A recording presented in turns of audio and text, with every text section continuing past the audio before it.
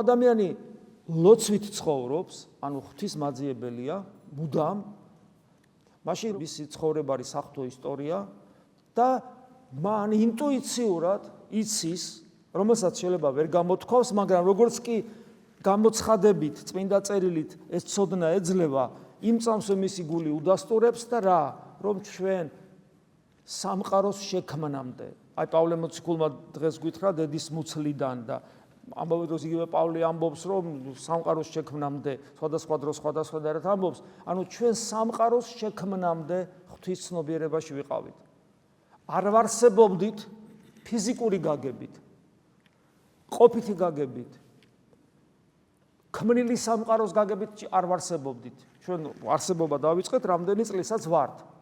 მაგრამ მარადიული გაგებით ჩვენ ღმერთის ხსოვნაში ვიყავით სულ და ღმერთთან დრო არ არის.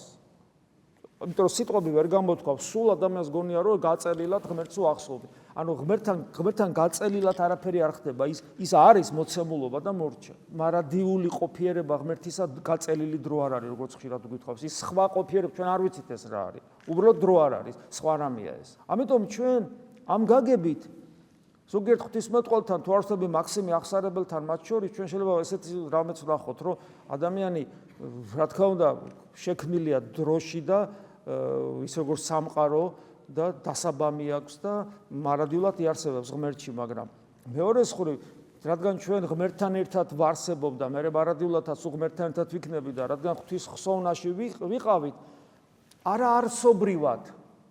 არასობრივად ჩვენ დავიბადეთ ჩვენ დაბადების დღეს, ან ჩასახვის დროს იქიდან ვარსებობ.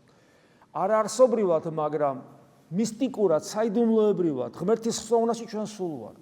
აი როგორც კი ადამიანს ეს დასტური, რაც ინტუიციურად უნდა გქონდეს ღვთისმაძიებელს, ეს დასტური გულში ექნება, როცა ის ამ ცოდნას მიიღებს და ჩვენ ეს ცოდნა გვაქვს, იმიტომ რომ ქრისტიანები ვარ და წმინდა წერილს ვკითხულობ. მაშინ ადამიანი საკუთარ თავსაც უკვე სხვანაირად უყურებს. იგი საკუთარ თავს აღიქვავს როგორც ძალიან დიდ ღირებულებას, იმიტომ რომ ღმერთმა დიახაც ჩვენთვის შექმნა მთელი სამყარო. სამყაროს რო ქმნიდა შენ და მე და ჩვენ ვიყავით ხედოლობაში, რომ ჩვენ ეს სამყარო უნდა დაგვენახა და მისით ჩვენი თავისუფალი არჩევანი რეალიზებულიყო, რომ აი ამ შვენიერი და დიდებული სამყაროს მიერ გვეძებნა ამ სამყაროს ავტორი, შემოქმედი. მაშინ როცა დავეცემოდით, თორე ადამიანს ეს არ ჭირდებოდა.